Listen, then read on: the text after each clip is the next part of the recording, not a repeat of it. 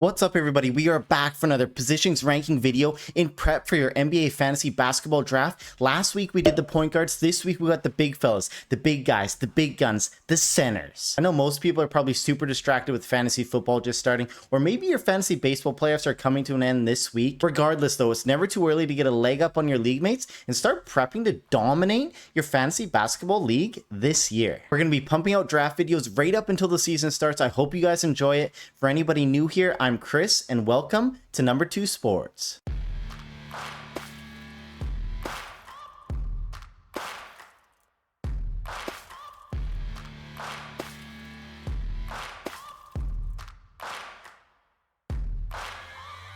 Okay, first up in S tier, pretty straightforward. We got Nikola Jokic and Victor Wembanyama. There's no need to go into a ton of detail with these guys. You know exactly what you're getting. The Joker, Nikola Jokic, is probably going to be the first overall pick or top 2 pick in a majority, if not all of the drafts. Some people may prefer Wemby, especially if you want to dominate that block category all season long. You're definitely not going to get as many assists as Joker's going to provide you. But again, Wemby may take another leap forward this year, playing a full season, had a full off season with Duren Fox. San Antonio's going to get better. He's going to get stronger quicker. Where you hope he could improve his field goal percentage, try and get a little bit closer to Jokic in that regard. And the drop off in assists would be offset pretty easily based on the type of build that you're going for. So you could easily make the argument of taking Wemby over Joker at the number 1 spot. I'm not going to judge you. I know the Joker does only have a 2-game playoff schedule if you play Yahoo default settings for playoffs in the championship round. So if that is a big turnoff for you guys, you can definitely lean Wemby. I know me personally, I don't really put too much emphasis into that, because I'm a firm believer, you just got to get there first at all costs. Regardless though, both are going to be absolute monsters all season long, and you can't go wrong with either choice. So next up, we got tier 1, and again, pretty straightforward with these guys. They're not on the same level as Jokic and Wemby, but they're still solid building blocks to anchor your fantasy teams at the center position all season long. First up, we have Domantas Sabonis. Now, I have been seeing a lot of people saying Sabonis is ranked too high. He's pre-ranked by Yahoo at number 9 right now, and maybe based off preference, some people balk on that, but anyone that's actually hating on the guy is just straight tripping, yo. Sabonis is an absolute fantasy monster. He's led the league in rebounding now 3 years in a row, and he averaged over 13.9 rebounds per game last year, with 7 games of 20 rebounds or more. 7 games. And it's not like he's just a one-trick pony either. Sabonis averaged close to 20 points per game, 6 assists, exceptional field goal percentage coming in at 59%, not the worst free throw shooter in the world at 75%, and he will chip in a little bit in the defensive stock categories, but it's definitely his weak point, with both coming in below 1. Regardless though, he's a virtual lock for a nightly double-double with upside in points. Fox has now gone to San Antonio, so maybe more playmaking does run through him. I know Levine isn't the most dynamic playmaker in the world, so maybe a little bit of that responsibility falls on Sabonis' shoulders and help increase his assist totals and field goal attempts. He improved from 2023 to 2024 on his 3-point attempts and efficiency, so there is a little hope there that he worked on that part of his game over the summer and takes another step forward there, contributing to his overall value and just making him that much more dominant. The Kings lineup does seem very forced right now. I don't know how it's going to turn out, but I don't think it'll have any negative impact on Sabonis, and I would light that beam and smash draft this guy anywhere near the end of round 1. Next up, we're going with a guy who fakes his voice the entire year, and that's Karl-Anthony Towns, or as most people call Cat. Towns had a great year in his debut season with the Knicks and meshed quite well alongside Jalen Brunson. Although I'm not his biggest fan, you can't deny he's great for fantasy purposes. He averaged a double-double for the 7th time in his career and had one of the better shooting performances in recent years for him. He shot 52.6 from the floor, 42% from 3, and averaged close to 25 points per night. Cat is great from the line and the ability to stuff multiple categories each night, being a guy that's great for points leagues and category leagues. I wouldn't expect too many blocks from the 7-footer, which is just crazy to say out loud. I don't know why he doesn't really get after it anymore on the defensive end. The first part of his career, he's averaging over 1 block per game, but that's just completely evaporated over the last few seasons. But Cat is still elite, and almost every other category. The Knicks are running it back in with pretty much the same lineup,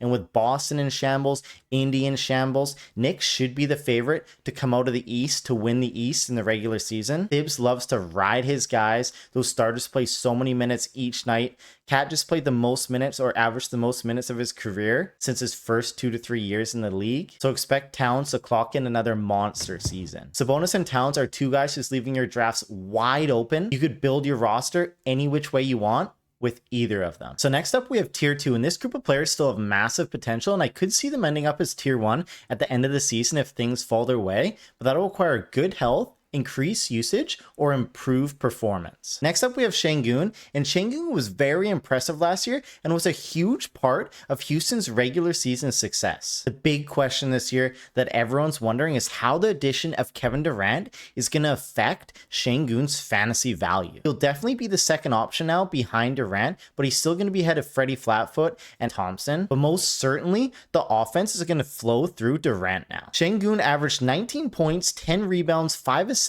1 steal, and almost 1 block per game while shooting almost 50% from the floor, but he had an atrocious 69% nice from the charity stripe last year. I think Sengun's scoring will still stay relatively the same as it did last year. Some people may argue with the addition of Kevin Durant, it'll go down, but I don't think that'll necessarily be the case. When you add such a good score, such an elite score like Durant, the defense generally floats toward wherever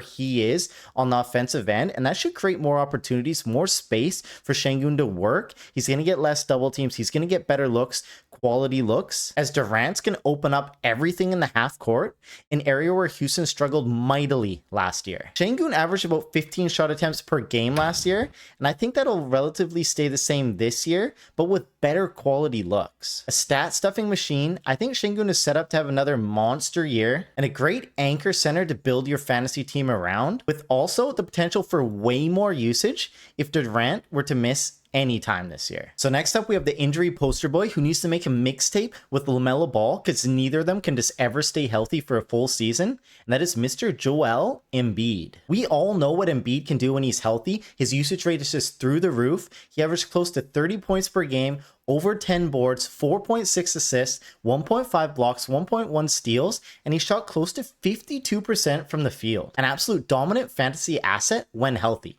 Legit, no arguing that. The thing is though, Embiid has only played in 58 regular season games since his 2022-2023 MVP season, and if we just look at last year alone, he only played in 19. Dealing with a plethora of injuries last season and in the offseason, the hope is he's ready to go for the start of this season. No question about it, Philly's going to be extra cautious with their superstar player. Guaranteed he's going to miss a lot of back-to-backs with that load management crap. Guaranteed he's going to get some rest days, and I assume his minutes are going to be watched pretty heavily at the start of the season just to see if he can make it through at least some part of the season relatively healthy. Now, based on his ADP, he's a legit league winner if he can play over 65 games this year. Now, that is a massive if. Almost as big as the massive dump that he'll take on your fantasy roster this year if you draft him and he plays sub 20 games again. I love upside, I love potential, I love risk. He's the biggest risk reward guy, probably besides LaMelo Ball, that you could select in your entire NBA fantasy draft. You guys do you. I won't judge you either way. I've always thought Jared Allen was a little underrated for fantasy purposes. He forms that nice 1-2 punch in the front court with Evan Mobley for the Cleveland Cavaliers. Now, Mobley, rightfully so, gets a lot of the fantasy attention from fantasy managers, as he should, but Allen is so solid on a nightly basis, I think he does fly under the radar just a little bit. He runs an insanely high field goal percentage each year. He shot 70.6 from the field last year, a career high, to go along with 13.5 points, which was down for him. He's usually in the 14 to 16 point range, 9.7 boards, 2 assists, almost 1 block and 1 steal, and it's not overly terrible from the free throw line at 71.8%. A nightly double-double threat.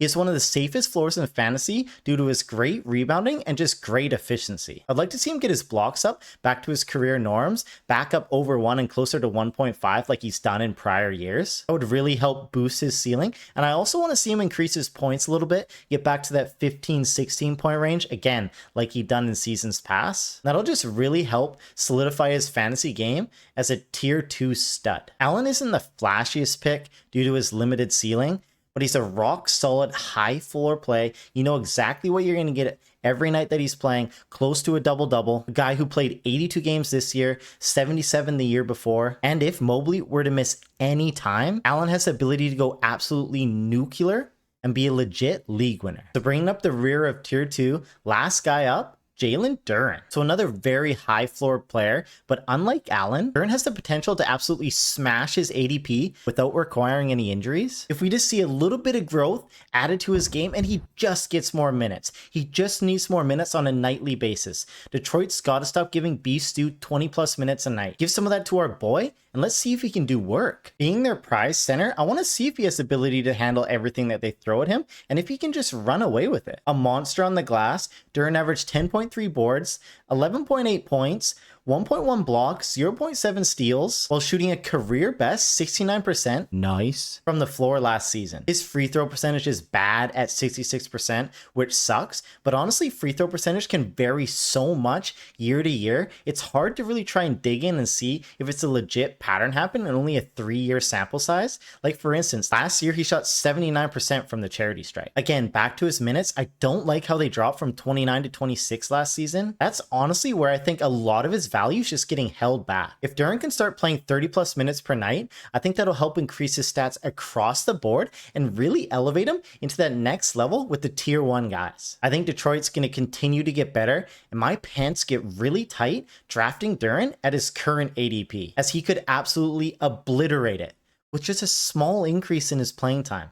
Come on, Detroit. Okay, let's move on to tier 3, and I still really like the upside on these guys. There's just a few more question marks, whether it be age, injury risk, or adapting to a new team. But they're still very solid guys with some upside to draft if you miss on any of the guys in the tiers above, or if you're in a 2-center league, you can consider drafting one of these guys to pair with that elite center later on. First up, in tier 3, we have the double-double legend himself, Nikola Vucevic. So Vucevic has averaged a double-double for 8 consecutive seasons now, and he's one of the safest picks as the safest floors that you can draft out of a center out of the entire NBA. He's just so reliable. You know exactly what you're going to get with him every single year. Vucevic averaged 18.5 points, 10.1 boards, 3.5 assists, and 1.8 threes made on 4.4 attempts, shooting 53% from the field and 80.5% from the free throw line. He doesn't turn the ball over at all, and he averaged 1.5 stocks per game. And like I was saying before, the ceiling definitely isn't as high as some other guys, but the thing is, he has such a safe floor. You know exactly what you're going to get on a night in, night out basis. And as he goes into his age 35 season, it's not like we are going to expect any improvement in any regard. He kind of is what he is at this point, and that's okay. But he should be able to return the same line, or at least a familiar line, as he did in 2024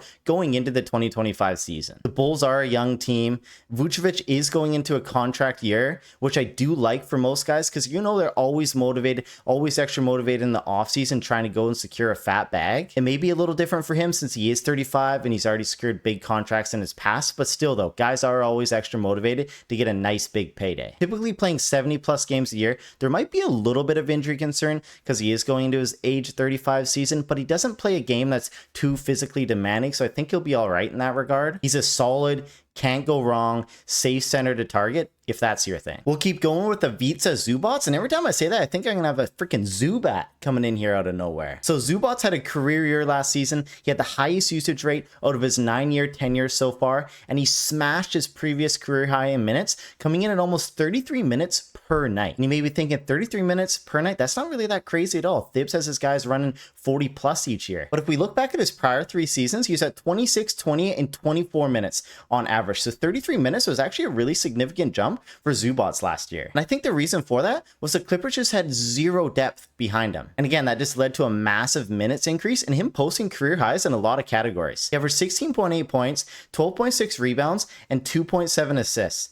Add-in Zubac had 1.1 blocks and 0.7 steals, while also shooting a very impressive 62.8% from the floor, and you can see why he had such a great fantasy season. However, regardless of how good he looked last year, the Clippers did go add John Collins and Brook Lopez, and they aren't paying those guys to ride the pine. Both are very productive in their own rights and do have experience playing the floor, so we could see a 2-big lineup with them at the 4 and Zubac at the 5. I don't know what the Clippers lineup is going to look like going forward, but what I think is going to happen, and most likely is I think all three of those guys are just going to chip into each other's workloads and kind of cuck each other. Zubac has been a career platoon player for the majority of his career, so those two additions do make me a little bit worried drafting Zubac thinking that you're going to get the production from last year. But I don't know, do you guys think I'm too low on him? Let me know what you guys think down in the comment section below. Again, I'll try to reply to every single comment, every single video. We'll keep going with Miles Turner, and after spending his first 9 NBA seasons in Indiana, Turner signed a massive extension, massive contract with Milwaukee in the offseason, and he's looking to fill the void left by Brook Lopez. Turner, one of the better shooting big men in the league, is definitely most valuable for his 3-point contributions and his blocks from the center position. He averaged 2.2 threes on 5.5 attempts per game and came in with 2 swats as well. Honestly, he's a pretty poor rebounder for his size. Since he lives outside the 3-point line, Turner only hauls down about 6.5 boards per game, which is pretty low for a 7-footer. 1.5 assists, 15 points, and shoots 48% from the floor.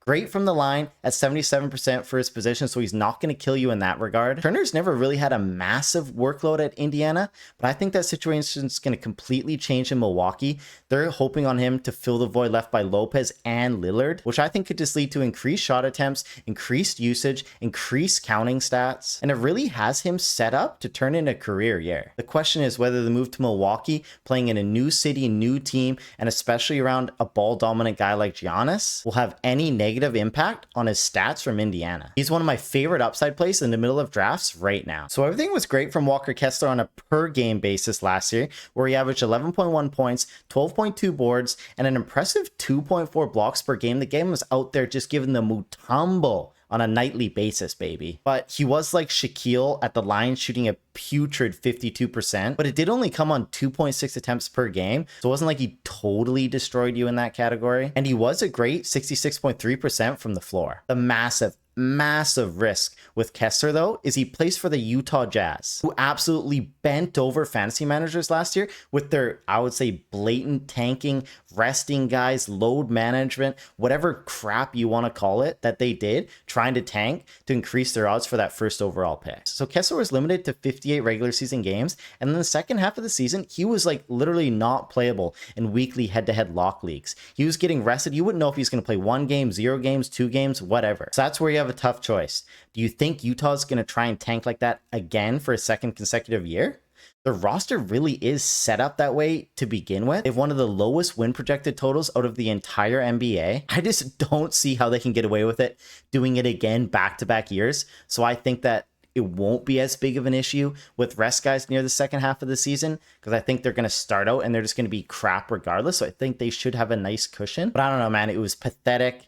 Fans and the integrity of the game deserve better last year. There's no question about Kessler's talent. It's just all about how big of a chance you think he's going to get shut down or rested in the second half of the season. We'll keep going with Onyeka Okongwu, and that's kind of a mouthful, eh? I don't really understand the Yahoo ranking of 97. Okongwu was a permanent stud last season, averaging 13.4 points, 8.9 boards, 2.3 assists, and practically 1 steal and 1 block per game, all while having solid shooting numbers from the floor at 56%, and he was great from the line at 76. And he does hit the odd 3 too, and I know that doesn't seem like a big deal, him barely hitting under 1 3 per game, but the thing is, that lets us know that he has it in his bag, and his shot attempts from 3 have increased each year over the last 3 seasons. So that means that he is making strides, that he is trying to work on that part of his game throughout the season and in the offseason. But most importantly, meaning there's potential for year-to-year improvement. Now, I'm not saying Okongwu is going to be some knockdown 3-point shooter this year, but I'm just saying there is potential for improvement to bump that number up just a little bit. So Atlanta went and added Porzingis in the offseason, which did kind of suck. It finally looked like Okongwu was going to be fully unleashed this year with Capella gone. Now, I don't think it's as bad a scenario as Yahoo or some other people are thinking. First off, Porzingis never is healthy for a full year, and Okongwu is really the only true center on that roster. Depending on the lineup, he could still easily get 30 plus minutes a night, and if that happens, his ability to stuff the sheet with solid shooting percent numbers that no one else around him at his current ADP has the potential to do so. At just 24 years old, improvement is easily in the cards, and he could be in line for a massive year. Another one of my favorite high upside guys to target in the middle of drafts. Okay, now we're getting into tier 4, and I still like a lot of upside on these guys, but if you're at the point of their draft and you haven't grabbed any of the guys in the above tiers, I would definitely recommend grabbing at least 2 of these guys, just in case one of them doesn't hit their potential ceiling. First up, we got Jakob Poeltl, and Poeltl is a nice opportunity set out with him, with the Raptors center depth being so thin behind him with the lunch lady gone and Robinson all out of the picture. Poeltl was dominant in 6 categories last season with averages of 14.5 points, 9.6 boards, 2.8 assists, 1.1 steals, and 1.1 blocks on 63% shooting. The stocks were out of control. It was a career year for him, and like I said about guys in contract years, it totally paid off for Poeltl as he signed a massive extension with Toronto in the offseason. I think I might be a little too low on Poeltl, but I do have him in the top of tier 4, but I just don't know how this new look Toronto Raptors lineup is going to play out with Brandon Ingram fully in the picture now. I think everything should stay relatively the same. I do think his points might dip a little bit, but if he can keep his stock contributions at over 1 for each and is close to a double-double threat per night, he'll easily outplace his current pre-rank on Yahoo of 86 and move up to the top of tier 3 or end of tier 2. We'll keep going with DeAndre Ayton. Now, Ayton is in a prime spot to get a ton of dunks,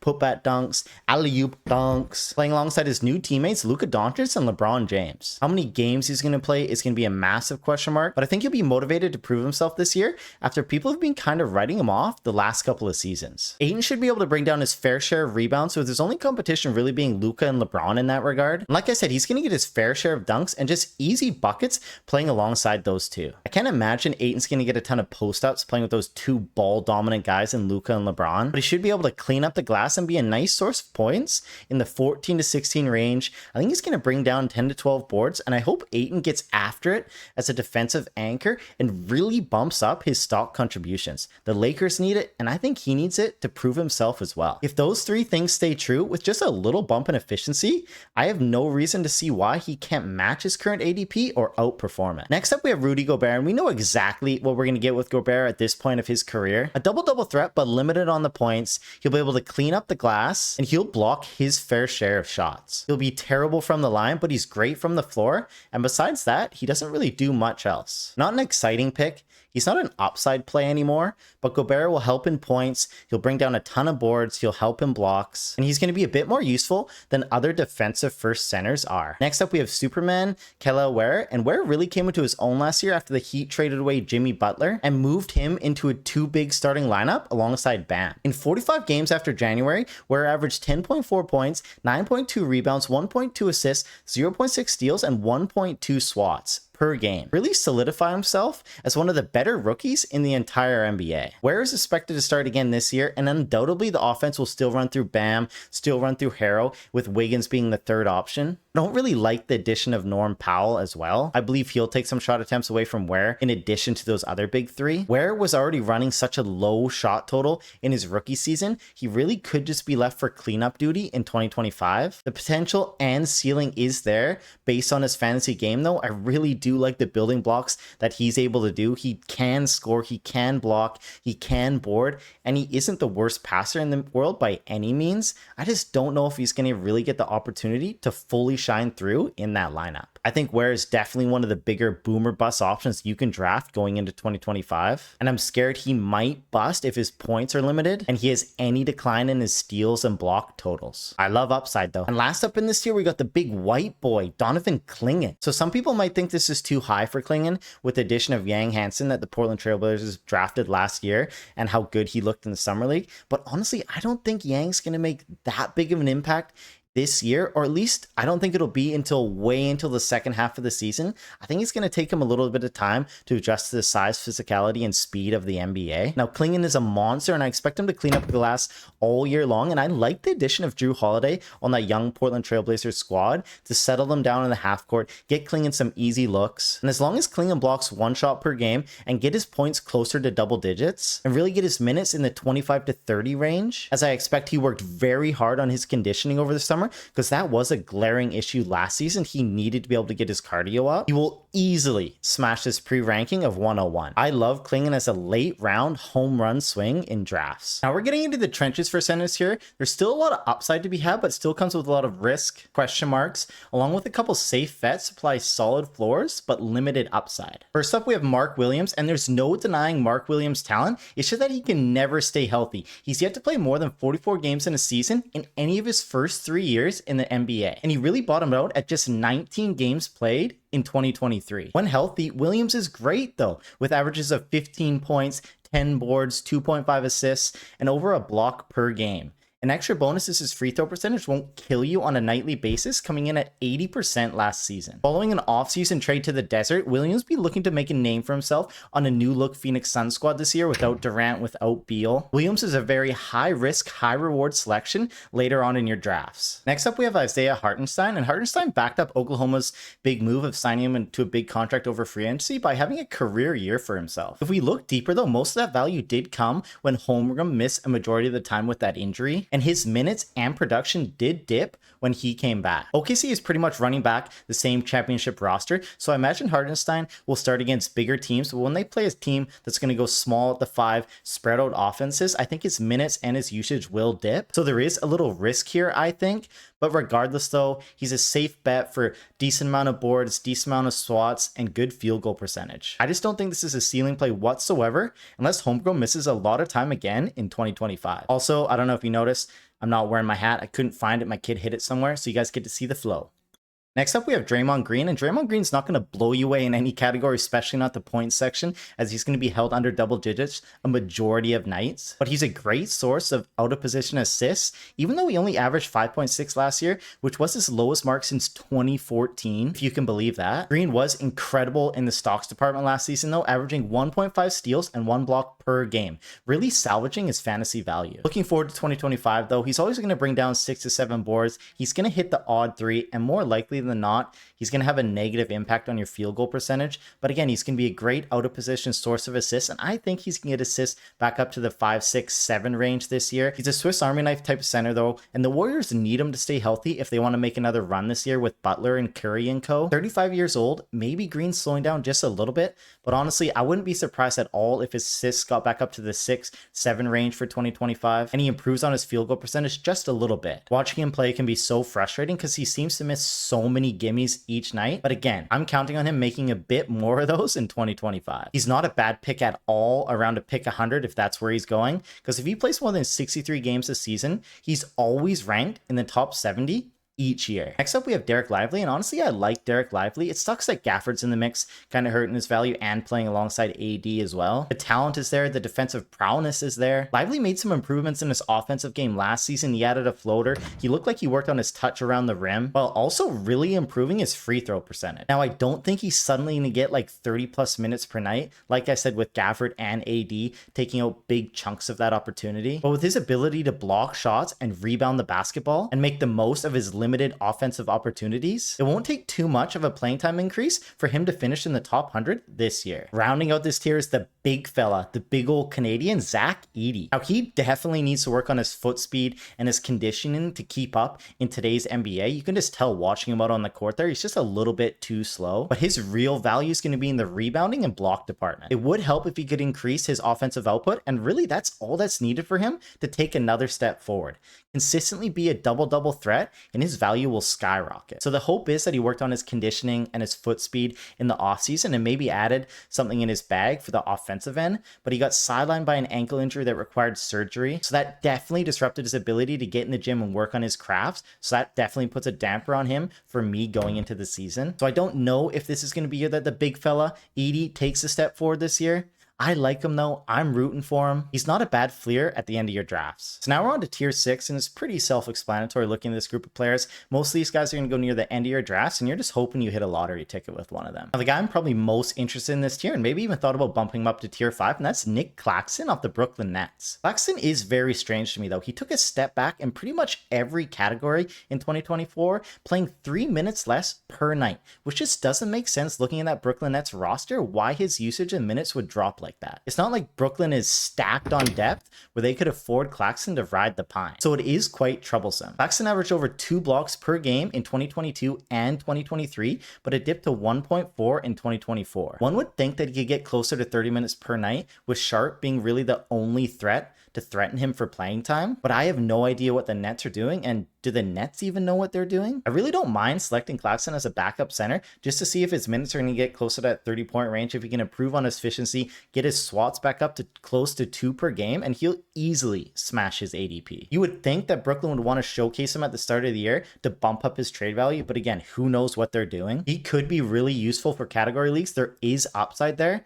but again, it doesn't come without an abundance of risk. If you select him, let's just hope that 2024 was an anomaly. So next up, we have Wendell Carter Jr., and there's not much really to go in here. He's kind of a boring vet now with a diminishing role on the Orlando Magic. And again, he's going to be the 4th or 5th option on most nights with that starting roster. Carter would drastically have to improve his blocks and steals to be a regular starter in fantasy lineups this season. Next up, we have Neemias Queta, and I don't know what's going to happen with Boston this year. Again, there's a huge void that's going to be open at the center position, so someone has a real big opportunity to go CSET and be productive for fantasy managers all season long. I'd say Queta has the inside edge to winning that job since he knows Mazzulla's system for the last 2 years, but again, he doesn't really shoot threes, or he's not productive behind the 3-point line at all, and that's such a big thing. That's Boston's pure identity, is shooting from beyond the arc, so that really puts a damper on his outlook, and I think that'll make his leash extremely short in Boston. There is some upside with Queta though, if he can find at least somewhat of a little bit 3-point stroke, so he isn't completely buried to rim duty on the offensive end. And again, there's just so much opportunity open in that front court right now. If someone takes away with it and rolls and seizes it,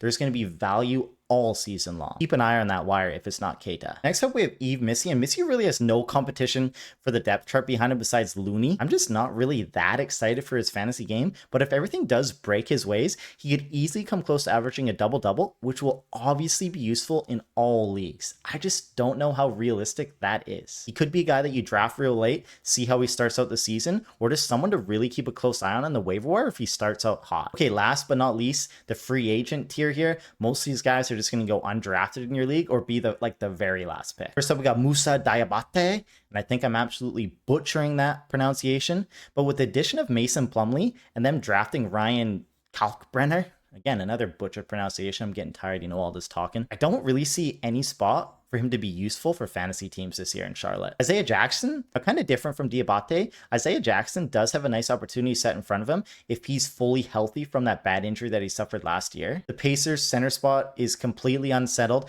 with the free agent departure from Miles Turner. I like the opportunity set out in front of him. I just don't know how confident I'll be in him actually seizing it. And last up, Marvin Bagley III.